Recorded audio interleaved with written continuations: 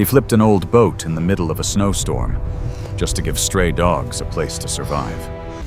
But deep down, a Navy SEAL wasn't saving strangers.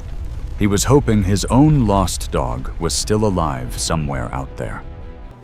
For 2 years, he checked the same mailbox, fixed the same broken house, and waited for something that never came. Until one day, in the silence between storms, the past stepped closer, but not in the way he expected. Because sometimes, the ones we love don't come back to us. They simply find a place where they are needed more. And the hardest choice is not losing them, but letting them stay. Before we begin, tell me where you're watching from. Hit like and subscribe. Help us reach 1,000 followers so we can keep telling meaningful stories. Now, let's begin. The lake did not welcome people. It reflected them. Cold, exact, and honest like a mirror that had no interest in kindness. Morning light stretched across the surface of Alder Reach in pale ribbons, thin and sharp, gliding over patches of melting ice.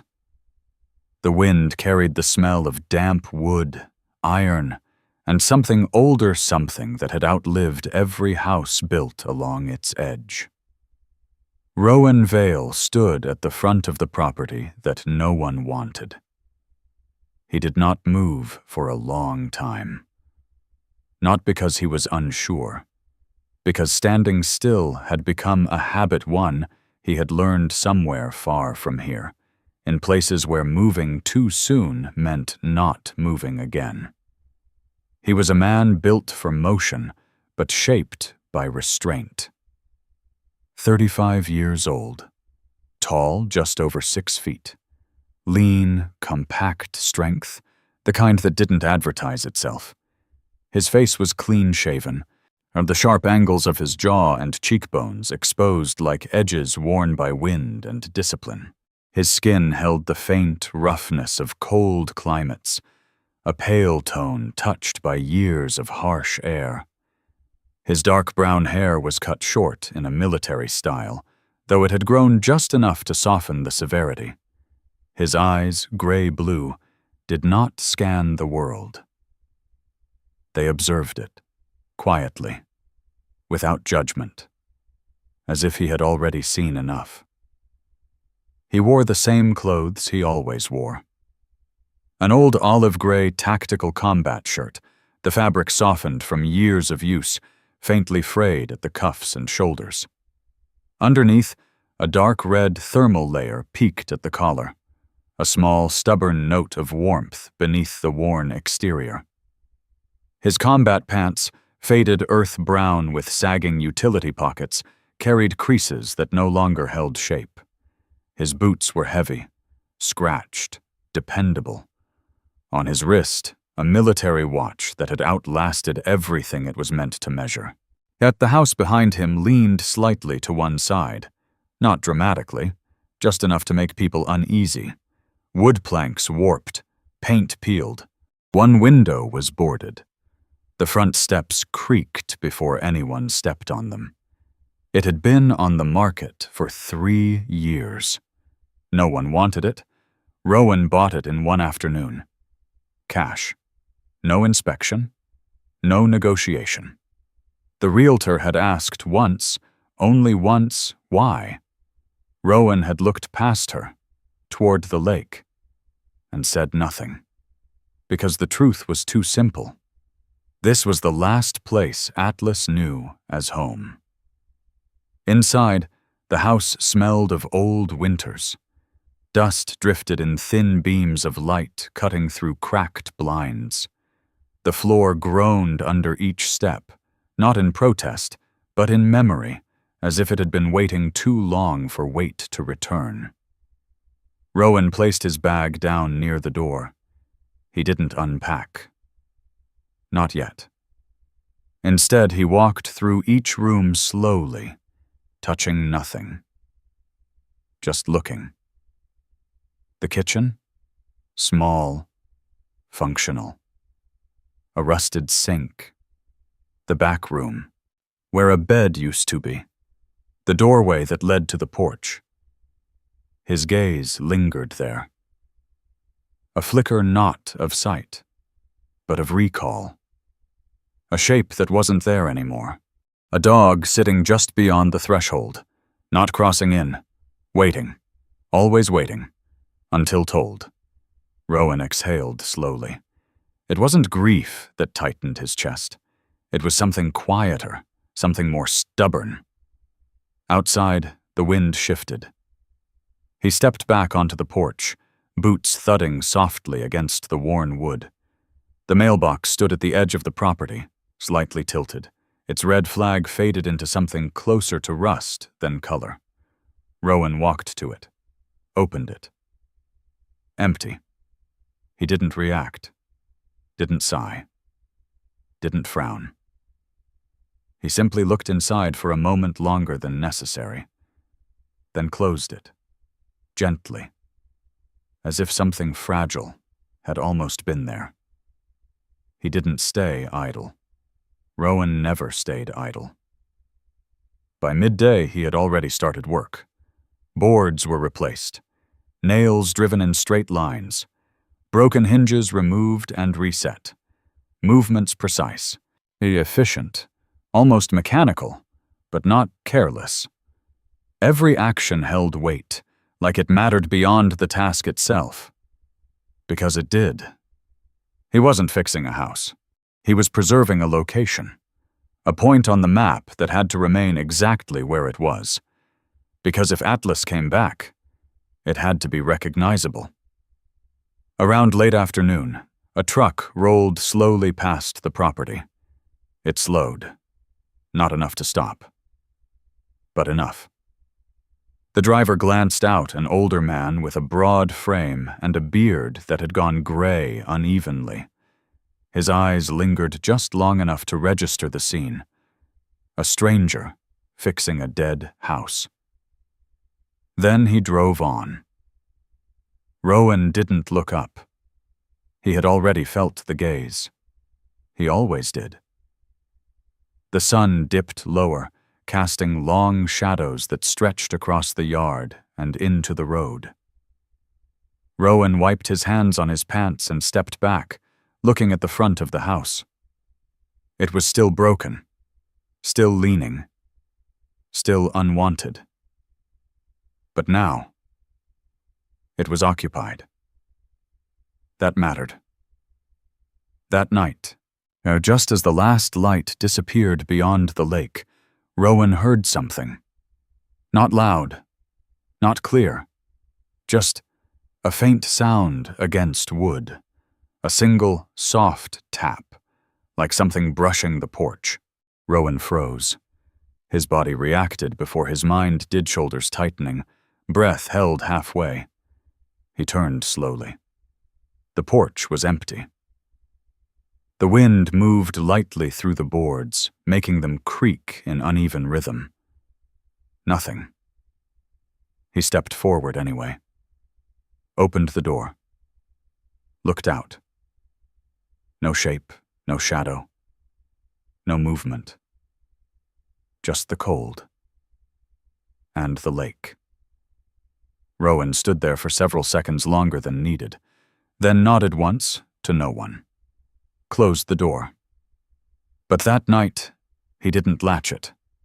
Sleep did not come easily. It never did.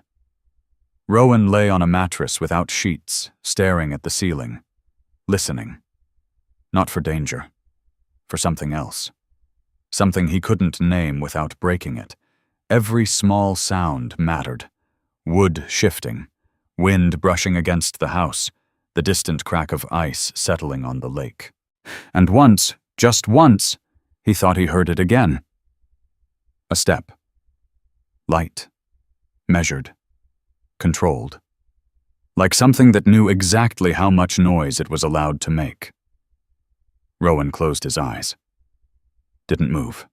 Didn't get up. Because if he checked and nothing was there, it would mean something had ended. And he wasn't ready for that. Morning came quietly. Gray light first, then pale gold. The lake softened.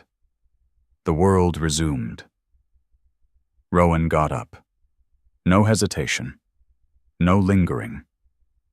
He stepped outside, walked straight to the mailbox. Opened it. Empty. This time, he didn't pause. He closed it immediately, turned, and began working again. Not because he believed Atlas would return, not anymore, but because if there was even the smallest chance, then this place had to be ready. Across the lake, unseen from where he stood, something moved between the trees. A shape, low to the ground, slow, careful. It stopped, turned its head, and for a moment it listened. Morning arrived without ceremony. The kind of morning that did not ask how a man had slept, only whether he would get up. Rowan Vale did. The cold had settled into the wood overnight. It lived in the floorboards now, in the walls, in the small cracks that let the wind whisper through. When his boots touched the floor, the chill moved upward, not sharp, not sudden, just present, like something that intended to stay. He dressed the same way he always did. No variation, no hesitation. The olive-gray combat shirt, worn soft from years of use, the dark red thermal beneath it, barely visible at the collar like a memory he never explained. His combat pants hung with the weight of habit, the pockets slightly pulled down from use, not neglect. Boots tied tight. Watch checked once, not for time, but for rhythm. Outside, on Alder Reach looked as though nothing had ever gone wrong in the world. Sunlight moved slowly across the lake, brushing the remaining ice with pale gold. The surface cracked quietly in places, shifting, adjusting. Somewhere distant, a branch gave way under thawing weight. Rowan stepped out, closing the door behind him with care. He did not look toward the porch. He walked straight to the mailbox. Opened it. Empty. Closed it.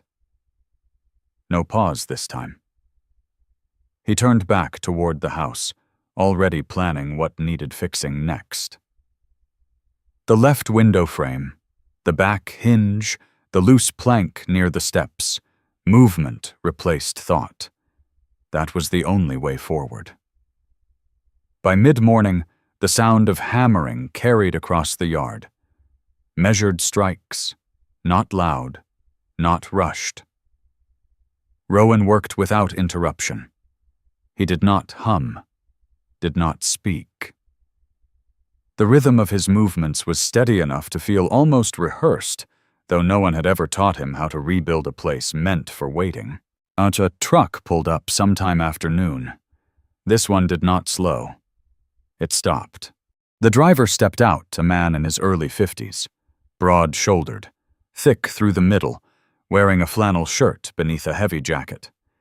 His beard was uneven, flecked with gray, and his eyes held that permanent squint of someone used to judging distances more than people. Deke Holler.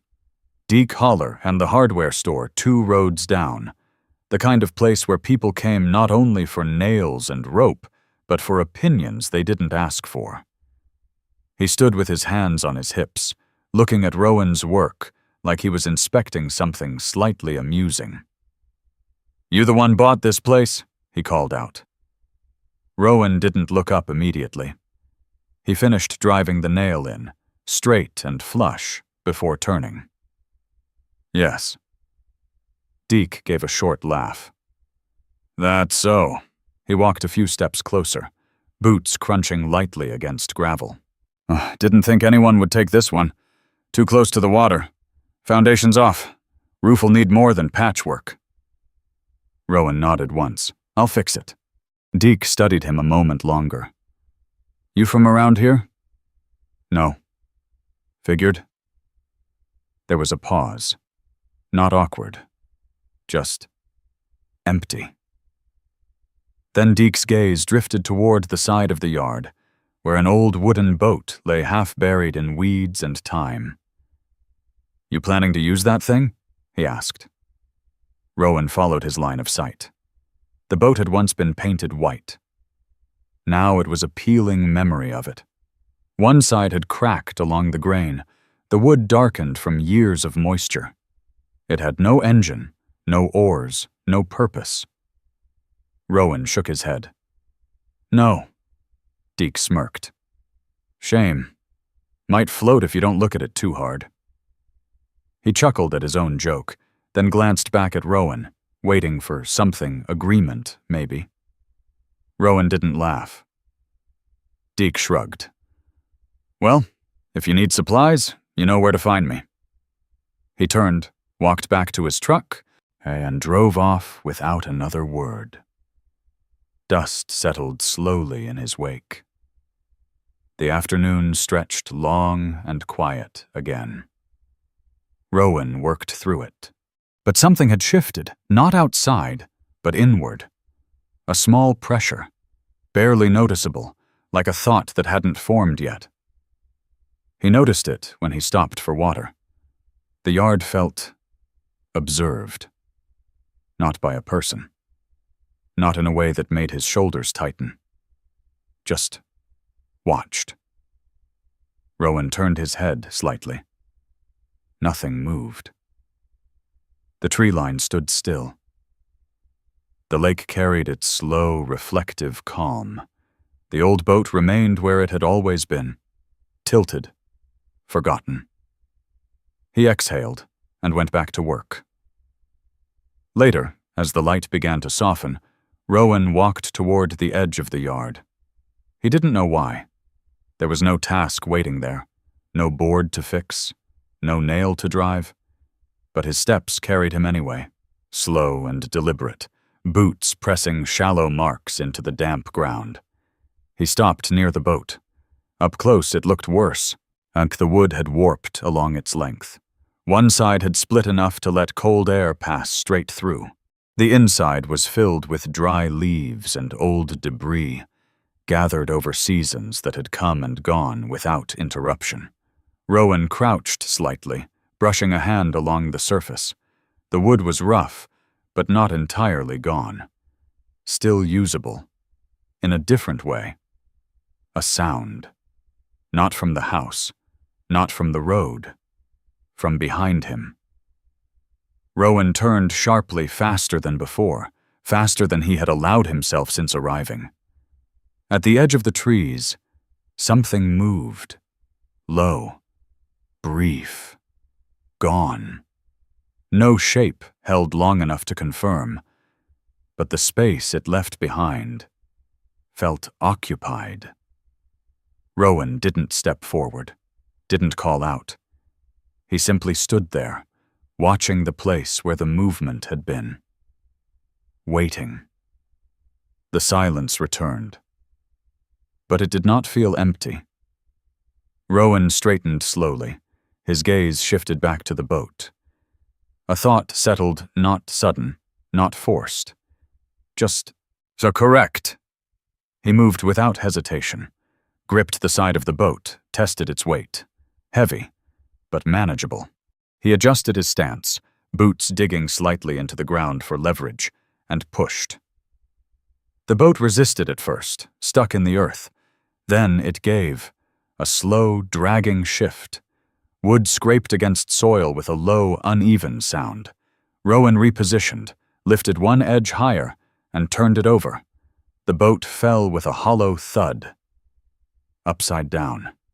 The curved hull now facing the sky. He stepped back, breathing slightly heavier, and looked at it. Then down at the ground beneath. Sheltered. Dry. Protected from wind on 3 sides. Not perfect, but enough. He worked on it until dusk, reinforced one side with spare boards, wedged stones along the edges to keep it steady, cleared the ground beneath it. laid down an old piece of fabric he found inside the house, worn, but still intact. Every movement precise, not rushed, not careless. And by the time the light faded, the boat no longer looked abandoned. It looked intentional. The next day, people noticed. A woman walking her dog slowed, stared, then moved on. Two teenagers passed by and laughed openly. What is that supposed to be? Man's building a house for ghosts, the words carried. Rowan heard them. He didn't respond. Later, Deke drove by again. This time he stopped only long enough to lean out the window. You serious? He called, pointing at the overturned boat. Rowan glanced up briefly. Yes. Deke shook his head, half amused, half confused. All right then. He drove off again. Toward evening, another figure approached. A woman this time. Mid-40s, maybe a little older. Tall, lean, her posture straight without stiffness. Her dark hair was tied back low, practical. Her face carried lines that weren't from age alone, lines of someone who had spent years looking closely at things that couldn't speak for themselves. Nora Bell. Nora Bell. She stopped a few feet from Rowan, her eyes moving from him to the boat, then back again. You planning to keep something in there? She asked. Maybe. She studied him. You know, stray dogs don't stay long if they don't feel safe. Rowan nodded. I know. Nora's gaze lingered on his face a moment longer than most people allowed themselves. Not intrusive, just observant. You fixing the house for yourself? She asked. Rowan paused, then, no. Nora didn't ask the obvious follow-up. Instead, she glanced once more at the boat, then at the tree line beyond it. Winter's not done yet, she said quietly. I know. She nodded once, as if confirming something only she had been checking, then turned and walked away. Night came again. This time, Rowan did not wait for sound. He closed the door, but not fully. The latch remained undone. Later, when the wind settled into its low, steady rhythm, something moved beneath the boat. Careful, measured. A pause, then stillness. Inside the house, Rowan lay awake. Eyes open, not moving, not checking. Because now, he knew something was there.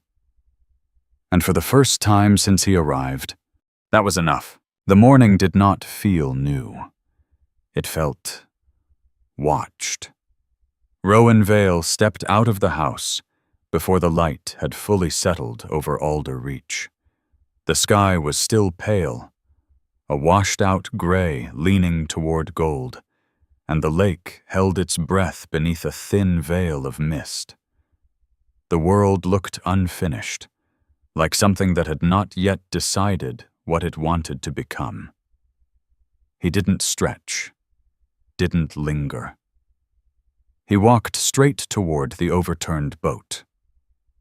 His boots moved quietly over the damp ground, each step controlled, measured not out of caution, but habit. The kind that did not fade, even when the war had. The boat stood where he had left it. But something had changed.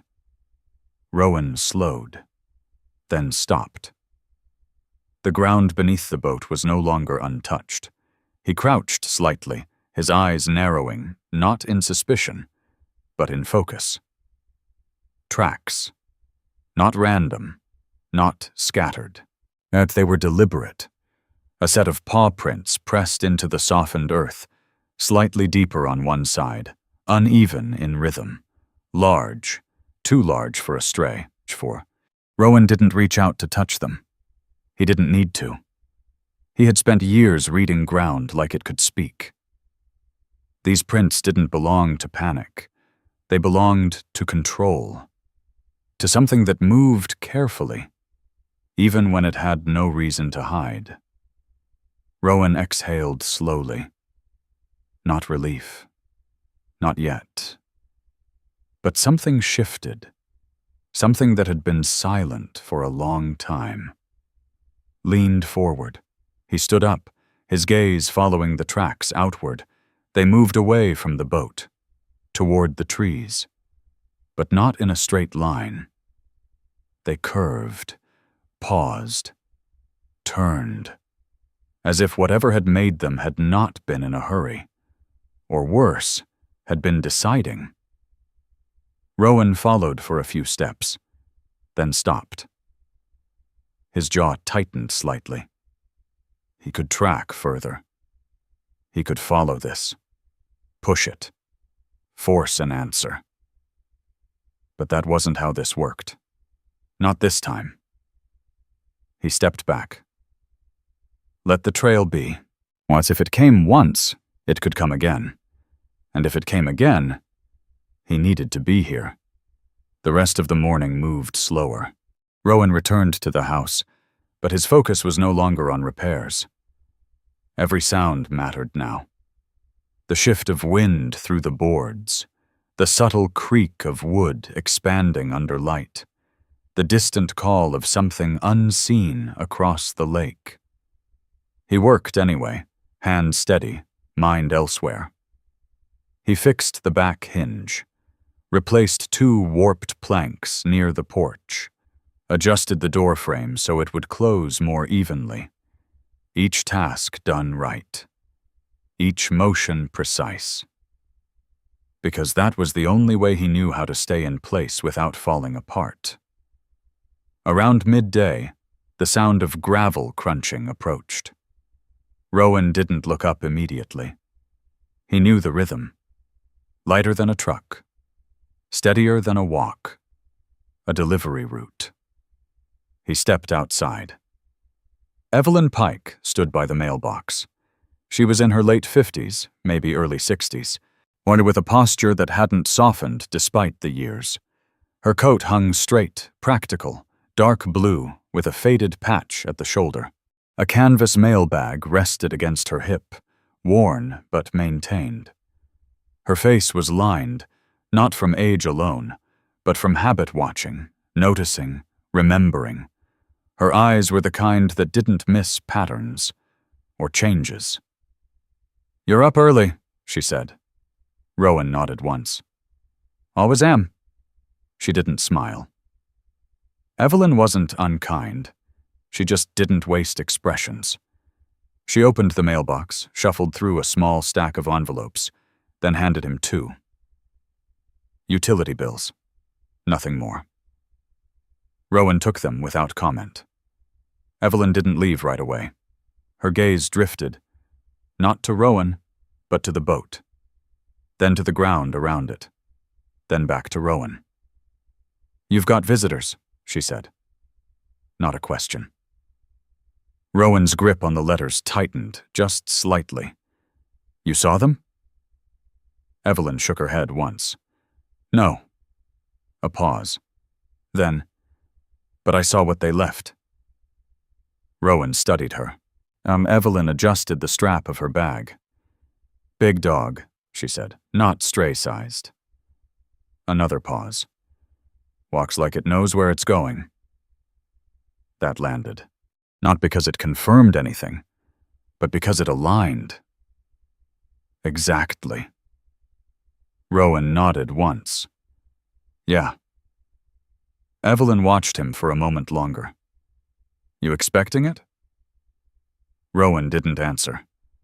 Because expectation had a shape, and he had spent 2 years trying not to give it one. Evelyn didn't push. She never did. Instead, she reached into her bag, pulled out a folded envelope older, edges softened from time, and held it out. "This came back," she said. Rowan took it, looked at it. His name, his handwriting. A return address scratched out. It had been forwarded once, then returned. No answer. He didn't open it. Not here. Not in front of her. Evelyn nodded slightly, then turned, walked back to her vehicle, and drove off. Rowan stood there longer than necessary. The envelope in his hand felt heavier than paper should. He slipped it into his pocket. Not ready. Not yet. Later that afternoon, as the light dipped and the shadows stretched long across the yard, Rowan heard something again. Not from the house, not from the trees, from the boat, a shift, soft, controlled. Rowan turned slowly. The boat did not move, but the space beneath it breathed. He stepped closer, slow, deliberate. No sudden movement, no call, just presence. He stopped a few feet away, waited. Nothing. Then, a faint sound, not a growl, not fear, something quieter, a low exhale, like a creature trying not to be heard. Rowan didn't crouch, didn't reach. He simply stood there and spoke just once. All right. Not a command, not a plea, just acknowledgement. The sound beneath the boat stilled, but it did not leave. Evening came with a colder edge. The lake darkened first, then the sky followed. Rowan lit a small lamp inside the house, not for comfort, but for visibility. A habit carried from places where darkness was not neutral. He sat at the table, once the envelope lay in front of him now. He stared at it, for a long time, then finally opened it. Inside, just a note. Short, formal, uncertain. No confirmed recovery of K9 unit matching description. Records incomplete. Rowan read it once, then again, then folded it back, carefully. Placed it on the table. Not thrown, not crushed, just set down. Because anger would have required surprise, and he had none left for that. Outside, the night settled deeper. The wind moved differently now. Sharper, colder, more direct. Rowan stood, walked to the door, and opened it. The yard was quiet. The boat remained.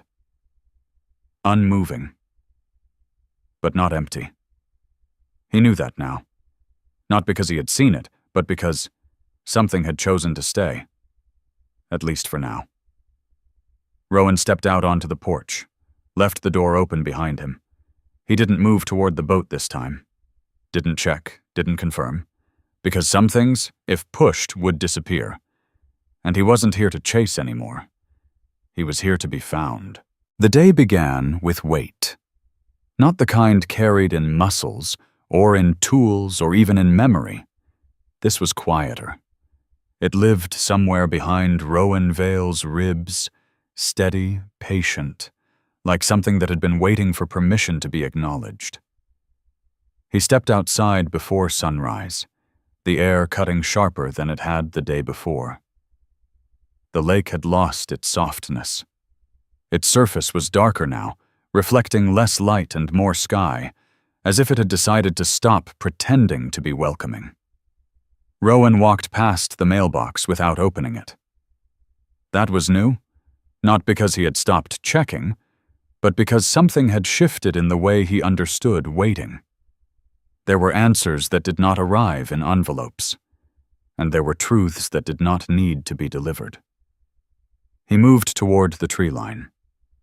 Not quickly, not cautiously, just directly.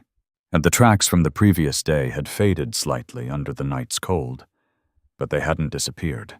The impressions were still there, deep enough to resist the wind, uneven enough to tell a story.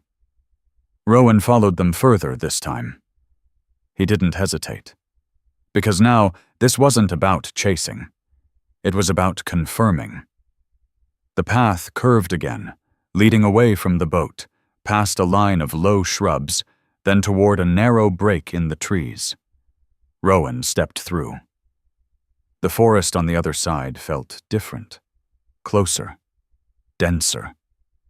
The ground held moisture differently here, softer underfoot, absorbing sound instead of carrying it. He paused, listened. Nothing. Then continued. The trail did not run straight. It wandered, but not randomly. There were pauses, places where the animal had stopped, turned, waited. Rowan crouched at one of those points. The paw prints were deeper here, more pressure, a shift in weight, pain. He didn't need to guess. What one leg favoring, rear, not new, not fresh, an old injury carried forward. Rowan's jaw tightened, not anger, recognition. The forest opened into a narrow clearing. At its edge stood a structure that did not belong to nature. A storage building, weathered wood, corrugated metal roof. One side slightly collapsed inward. It sat too close to the lake to be permanent, too far from the road to be maintained. Abandoned. Or supposed to be. Rowan approached slowly. The door hung half open. He didn't touch it, just stepped inside. The air changed immediately, colder, stiller, and carrying something faint beneath it, metal, oil, and something else. Rowan's eyes adjusted quickly. The interior was sparse, broken crates, rusted hooks, a length of chain coiled in one corner. He stepped forward, stopped, then looked down.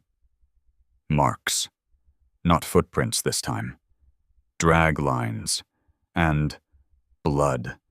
Old, dried into the wood, darkened to a color that no longer resembled what it once was. Rowan stood there, not moving. The room didn't feel empty. It felt used. And then left. A sound behind him. Not close, but not far either. Rowan turned, stepping back out into the clearing. Nothing visible. But something shifted. The kind of awareness that didn't come from sight, but from memory. Rowan stepped just beyond the doorway, eyes scanning the edge of the trees. Then, movement. A shape between trunks, low, familiar in its silhouette. Not imagined, not mistaken. It stopped, just inside the shadows. The distance between them held steady. Rowan didn't speak, didn't move. The shape tilted its head. Slightly, a gesture so small it could have been missed, but not by him, because he had seen it before. Hundreds of times. In training. In silence. In moments where communication wasn't spoken, but understood. Rowan took one step forward. The shape didn't retreat, but it didn't come closer either. Then it turned and disappeared into the trees, not in panic, not in flight, but in choice. Rowan stood there longer than necessary. The clearing returned to stillness, but it wasn't the same stillness as before. Now it had edges, defined, occupied. He moved back into the building, looked again, this time slower, more deliberate. The chain in the corner was not random. It had been anchored, recently enough that the rust hadn't fully claimed it. Rowan crouched, running his fingers just above it, never touching. There were scratches on the floor beneath, repeated, circular. Movement constrained. A confined pattern. Not wild, not chaotic. Disciplined. Even here. Even like this. Rowan closed his eyes for a moment. And in that moment, the space filled with something that wasn't present. A dog standing. waiting, not breaking, not resisting. Just enduring. He stood up again, stepped back outside. The air felt different now, sharper, clearer, because the unknown had narrowed, not solved, but shaped. The walk back was slower, not because Rowan was tired, but because every step now carried more than weight. It carried context. Near the edge of the yard, another figure waited. A man this time, younger than Deke, older than Rowan. Lean, with a posture that spoke of training rather than labor. His hair was cut short, not out of fashion, but out of habit. His face carried a few lines that didn't belong to age-thin scars near the jaw, a faint mark near his temple. Caleb Mercer. Caleb Mercer. Former SEAL. Same unit. Different exits. He stood with his hands in his jacket pockets, looking not at Rowan, but at the house. "You always pick the worst places," Caleb said. His voice was even, not mocking, not warm, just familiar. Rowan stopped a few feet away. "You always find them anyway." Caleb smirked slightly. "Someone has to." A pause. Then Caleb's eyes shifted, finally meeting Rowan's. "You been following the trail?" Rowan nodded once. "Yeah." Caleb's expression didn't change, but something behind it did. "You're not going to like what you find," he said. Rowan didn't respond, because liking it was never part of the equation. They stood there for a moment longer, not speaking, not needing to. The kind of silence that only existed between people who had once trusted each other with everything. Caleb stepped forward slightly, his gaze moving past Rowan to the boat. "To be honest," he said, "I thought you'd have left by now." Rowan followed his gaze. "I almost did." Caleb nodded. "Yeah." Another pause. Then, "They didn't report it right." That landed. Not loudly, but completely. Rowan turned his head slightly. "What?" Caleb exhaled slowly. "The dog." He didn't say the name. Didn't need to. "Recovered, transferred, then lost again in paperwork." Rowan's hands didn't clench. His posture didn't change, but something inside him aligned. Because now, there was no more space left for doubt. Caleb looked at him. "You still staying?" Rowan didn't hesitate. "Yeah." Caleb nodded once, then stepped back. "All right." He didn't offer help, didn't give advice, just turned and walked away. Rowan stood alone again, but not the same kind of alone. He looked toward the trees, then toward the boat, then back at the house. Everything was still broken, still incomplete, still waiting. But now, it wasn't waiting blindly. The lake changed before the storm did. It always did. Rowan Vale noticed it that morning, the way the surface lost its quiet rhythm, the way the light stopped settling and instead fractured across small, restless movements. The wind had not yet risen, but something beneath the air had already begun to shift. He stood on the porch, one hand resting lightly against the worn frame, watching. Not waiting, not searching, just aware. The house behind him creaked softly, adjusting to the cold. The boards held their place. The door remained slightly off-center, but it closed now. That mattered. Everything held. Everything stayed. Rowan stepped down into the yard, boots pressing into the earth that had grown firmer overnight. The boat sat where it always had, upturned, steady, no longer abandoned. He did not approach it this time, and he didn't need to check, because what had chosen to come had not left. And if it had, it would come again. That thought did not bring comfort. It brought direction. By mid-morning, the sky had dulled into a heavy gray, pressing lower over Alder Reach. The trees along the northern edge leaned slightly with the wind, their branches stiff, whispering in a language that carried no warmth. Rowan moved toward that direction, not following tracks. Not anymore. He already knew where they led. The path north curved around the lake, narrowing into a line of packed earth and frozen roots. Few people used it. Fewer stayed long enough to know its shape. Rowan walked it like someone who didn't belong there, and yet understood exactly where to place his feet. The forest grew thicker the further he went. The light dimmed. The air held stillness differently here, not empty, contained. The cabin appeared slowly, not all at once. First a line that didn't belong to the trees, then a shape, a then structure.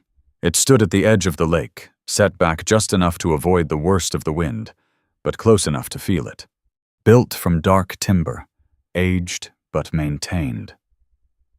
Smoke did not rise from it, but it was not abandoned. Rowan stopped a few yards away. He didn't call out, didn't announce himself, because whatever existed here had already known he was coming. A figure stepped into view from the side of the cabin. Slow, unhurried, deliberate. Silas Boone. Silas Boone looked like a man shaped by weather rather than time. Late 60s, maybe older.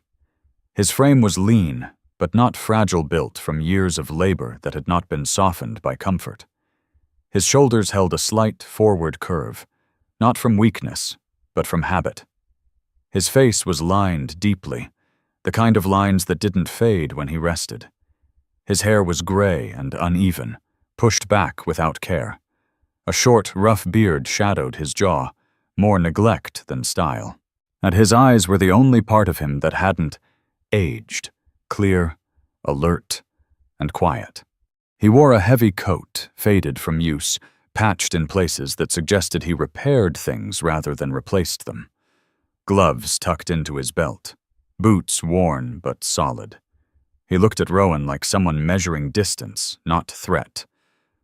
"You've been walking around my side of the lake," Silas said.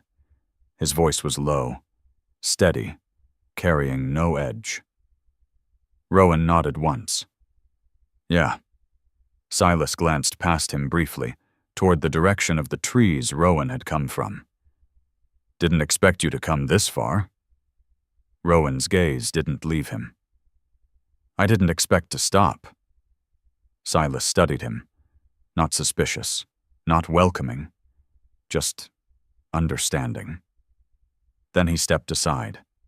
Not an invitation, but not a refusal either. Before Rowan moved, something shifted behind Silas. A shape, low, still, partially hidden by the angle of the cabin. Rowan's eyes caught it instantly. The outline, the posture, the weight distribution. Not imagined, not guessed. Recognized. The dog stood there. Not fully visible, not concealed, watching. Rowan didn't breathe for a moment. The world narrowed, not to silence, but to focus. The dog's head tilted slightly, the same angle, the same calculation, the same patience. Then it stepped forward just enough for the light to touch it. And Rowan saw everything that time had done. The dog was larger than most, built for endurance rather than speed. Its coat carried the mixed tones of sable black, gray, and muted tan, but dulled, as if the color had been worn down rather than faded. The fur along its back lay uneven in places, not from neglect, but from time spent against surfaces that had not been kind. Its right hind leg bore weight differently. Not broken, but remembered. A healed injury that had never returned to full strength. Around its neck, the faint indentation of past restraint lingered beneath the fur, and its eyes still amber, still steady, but deeper now. Not searching. Knowing. Rowan didn't step forward, didn't call its name, because names belonged to the past, and whatever stood in front of him now had survived something beyond it. Silas spoke again, quieter this time. Found him about a year back. Rowan's eyes didn't move. Where? Storage building near the east dock. That matched. Too well. He was tied, Silas continued.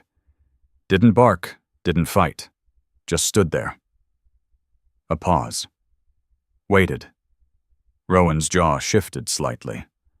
Not tightening, just adjusting. I couldn't get close at first, Silas said. Took time. How long? Long enough to know he wasn't going anywhere unless I walked away first. That made sense.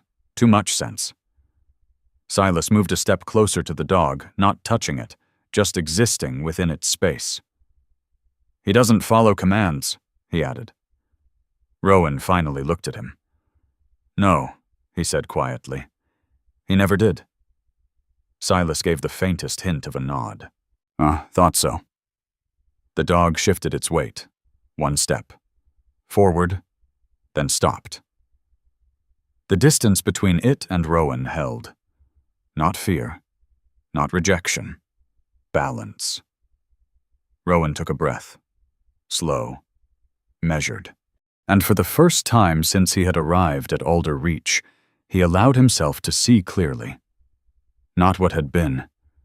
Not what he had hoped for. But what was. Silas glanced between them. You knew him, he said. Not a question. Rowan nodded. Yeah. Silas exhaled lightly, as if confirming something internal. He's got a way of deciding things, he said. Doesn't rush. Rowan's gaze returned to the dog. I know. The wind shifted, stronger now. The lake behind the cabin moved in uneven patterns, small breaks forming along the surface. The storm was coming. Not later. Soon. Rowan looked once more at the dog, then at Silas. No words passed between them, because none were needed. Not here. Not for this. Rowan stepped back, just once. The dog did not follow, did not move. It remained where it stood between them. The storm did not arrive all at once. It gathered. Slowly. Quietly.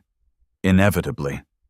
By late afternoon, the sky above Alder Reach had collapsed into a single shade of gray, heavy and unbroken.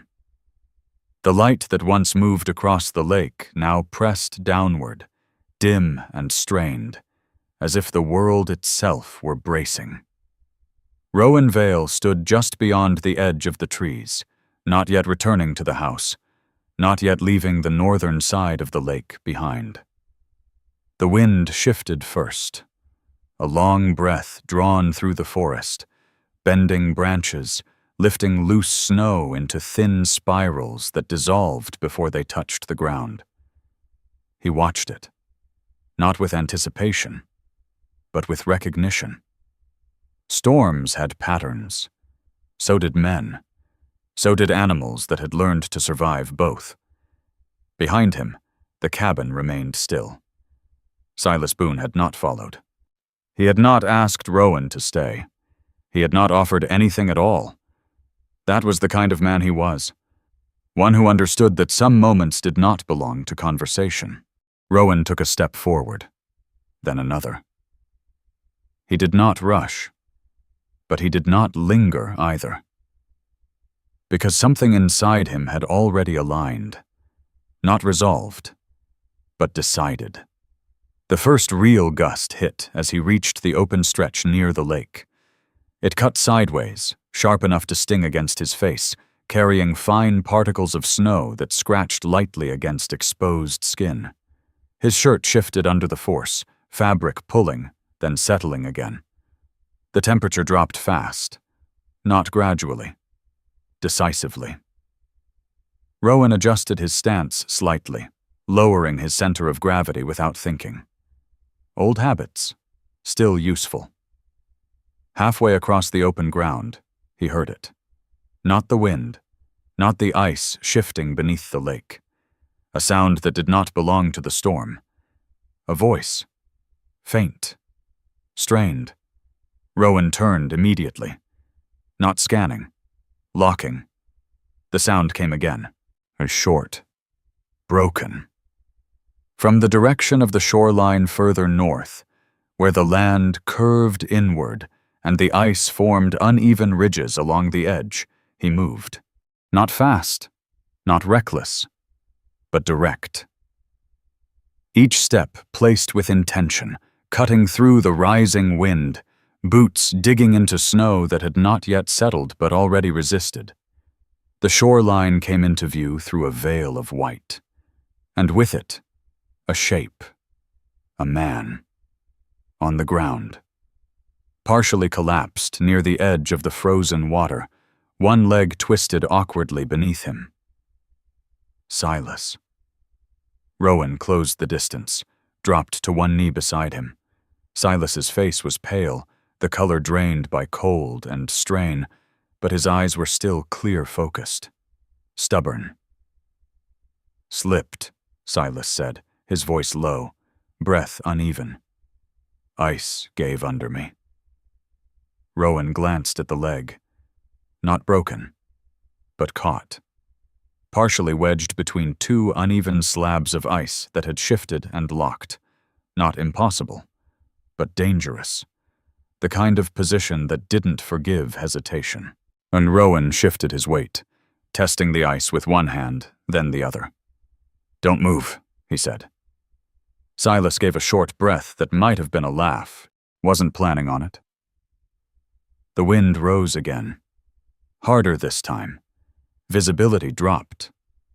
Snow moved sideways in thick sheets, blurring the edges of everything beyond a few feet. Rowan worked quickly, hands steady, movements precise. He adjusted the angle of Silas's leg, easing pressure first, then finding the point where force would release without causing more damage. Silas gritted his teeth. Did not pull away. Did not panic. Then, a bark. Sharp. Controlled. Not fear. Not warning. Direction. Rowan froze for half a second, not because he didn't recognize the sound, but because he did. The bark came again. Closer this time. Through the white. And then, movement. The dog emerged from the storm like something that had always belonged to it. Atlas. He didn't run. He moved with purpose. Cutting through wind and snow in a straight line, his body low, as stable, unaffected by the chaos around him. He stopped just short of Rowan, looked at him, then turned his head slightly toward the ice, toward the exact angle where Rowan's hand needed to shift. Rowan didn't question it. He adjusted, applied pressure. The ice gave. Not loudly, but enough. Silas's leg came free. The dog stepped back immediately, not claiming space, not seeking contact, just confirming. Then returning his attention to Silas, positioning himself between the man and the wind. Rowan helped Silas sit upright. "Can you stand?" Silas nodded once, breath still tight. "Yeah." Rowan pulled him up carefully, supporting most of the weight at first, then easing off as Silas found his balance. The storm thickened. The world narrowed. Distance disappeared. They moved back toward the cabin slowly. Silas leaning slightly, but steady. Rowan adjusting pace without comment. Atlas walking ahead, then stopping, then adjusting again, never leading too far, never falling behind, always within range, always aware. Inside the cabin, the air felt different, not warm, but contained. Silas lowered himself into a chair near the wall, exhaling deeply. Rowan moved around the space without asking permission, finding what he needed: a cloth, a small tin of supplies, a worn kettle near the stove. He worked in silence, cleaning the scrape along Silas's leg, checking for deeper injury, wrapping it tight enough to hold, not tight enough to restrict. Silas watched him, not questioning, not surprised. "You've done that before," he said. Rowan didn't look up. "Yeah," Silas nodded. "Figured." A pause settled between them. The storm pressed against the walls, wind pushing at the structure like it was testing its limits. Atlas stood near the door, not lying down, not resting, watching. Silas followed Rowan's gaze. "He's been like that since I found him," he said quietly. Doesn't relax unless there's a reason to." Rowan's eyes stayed on the dog. "He always had one." Silas shifted slightly in the chair. "He pulled me out once before," he added. "Same way." Rowan looked at him now. Silas met his gaze. "Didn't hesitate," he said. "Didn't wait for me to ask." Rowan's jaw moved slightly. Not tightening, just acknowledging. The storm began to settle. Not ending, but easing. The wind lost some of its edge. The snow fell straighter now. Less violent, more final. Rowan stood, moved toward the door, paused. Atlas watched him. Did not move. Rowan opened the door. The cold rushed in, but it no longer cut the same way, not because it had changed, but because he had. He stepped outside, then turned back once, not to Silas, to the dog. They held eye contact. No command, no signal, no expectation. Just understanding.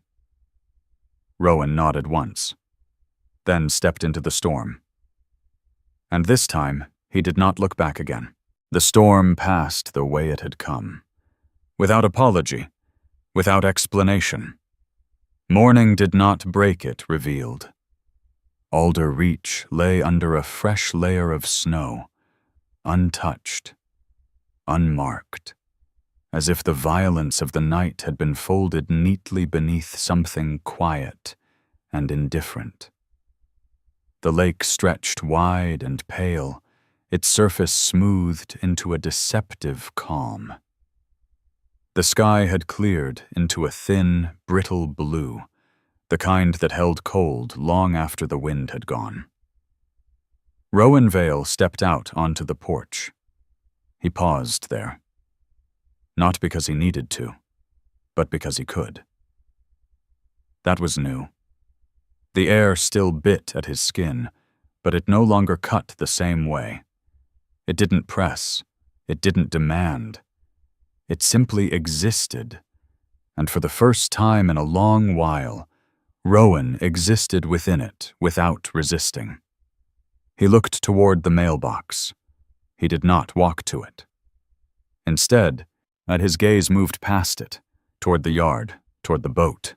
The overturned hull stood steady against the snow, its edges rimmed with frost, its shape now part of the landscape rather than something left behind in it.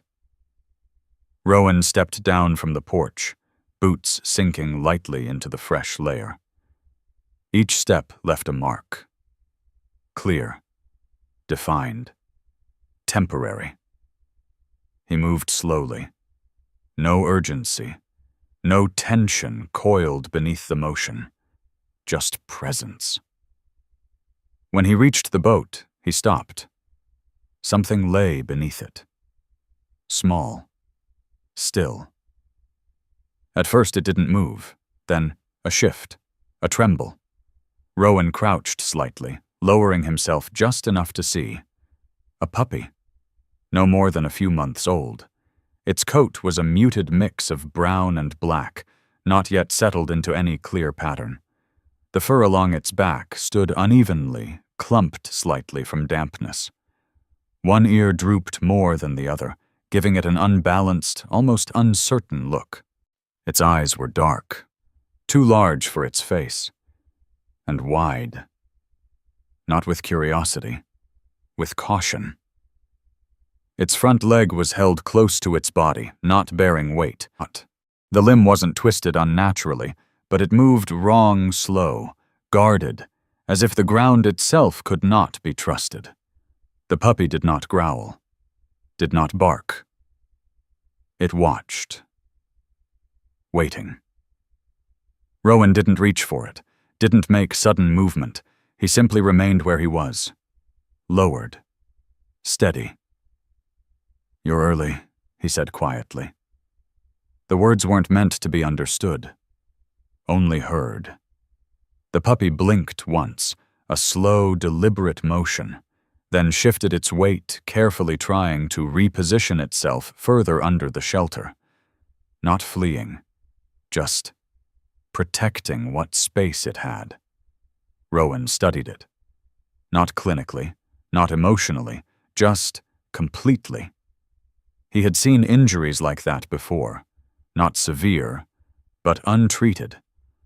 Left long enough, it would become something permanent, something limiting, something that would change the way the animal moved through the world. Rowan exhaled slowly, a sound behind him, not from the road, not from the house, from across the lake. Rowan turned. Far in the distance, near the northern edge, a figure stood, small against the white. Still, next to it, another shape, larger, lower. The wind did not carry their details, but it carried something else, a feeling, not absence, not loss, recognition. The figure did not move. The dog beside it did not approach. They simply stood, and then, as the light shifted, they were gone. Not hidden, not lost, just no longer needed in the same frame. Rowan turned back. The puppy was still there, still watching, still waiting. He lowered himself further, resting one knee against the cold ground. The puppy tensed slightly, but did not retreat. Rowan extended his hand, not toward the head, not toward the injured leg, just into the space between them, open, still. "You don't have to decide right now," he said. His voice was quieter than before, not because of the cold, because of something else, something that had settled. The puppy leaned forward, barely, enough to sniff the air, then paused. Its nose twitched once, twice, testing, measuring. Then it took a small step. The injured leg lifted awkwardly, then lowered again, the motion imperfect but determined. Another step. Closer. Still unsure. But moving. Rowan's hand did not change position, did not rush to meet it. Because trust, real trust, was never taken, only given. The puppy reached him. Its nose touched his fingers. Cold, damp, alive. Rowan let the contact remain for a moment, then withdrew slightly, not rejecting, not pulling away, just creating space again. He stood slowly, careful not to startle it, then stepped back toward the house. One step. Two. He didn't look down, didn't check, didn't call. "Come on," he said, almost casually. "Let's see what we can do about that leg." The tone was light, not commanding, not coaxing, just available. Behind him, the puppy hesitated, then moved. One step. Pause. Another. The distance between them shortened. Not quickly, not completely, but enough. Rowan reached the porch. Stopped. Waited. Not turning. Not watching. Just giving time. After a moment, he heard it. The uneven rhythm of small steps against wood. Closer. Then stopping. Right at the edge. Rowan glanced back. Just once, the puppy stood there, framed by the doorway, still unsure, still cautious, but no longer alone. Inside, the house held a different kind of silence.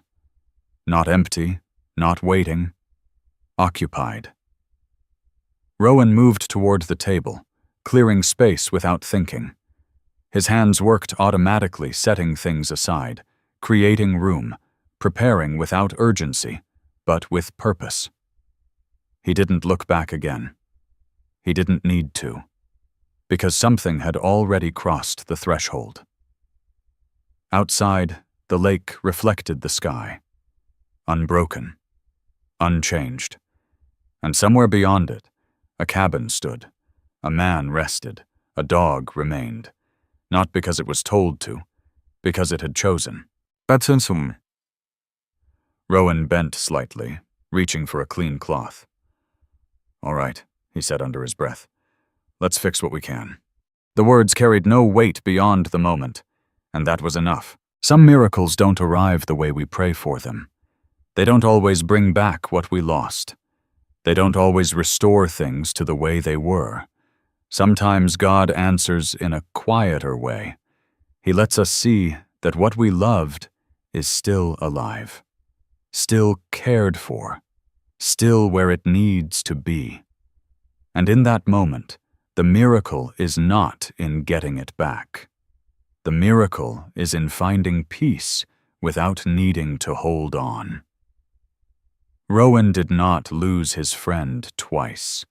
He was given something greater, the chance to see that love does not end when paths separate. It continues, in another life, in another place, under the same sky. Maybe in your life, you are holding on to something, a person, a memory, a moment that you wish would come back exactly the way it was. But sometimes, God is not asking you to forget. He is asking you to trust.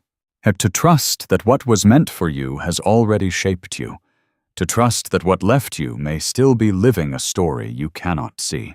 And to trust that your life is not empty just because something is no longer in your hands. Because the same God who allowed something to leave is the one who will send something new to your door when your heart is ready.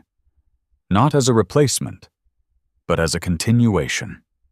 So if this story touched you in any way, take a moment to share where you are watching from. Tell us what you would have done in Rowan's place. Would you have called the dog back, or let it stay? Your voice matters, and your story matters too. If you believe in stories that heal, consider subscribing to the channel and sharing this video with someone who might need it today. May God watch over you, guide your steps, and bring peace to the places in your heart that are still waiting. And may you always have the strength to love, even when you have to let go.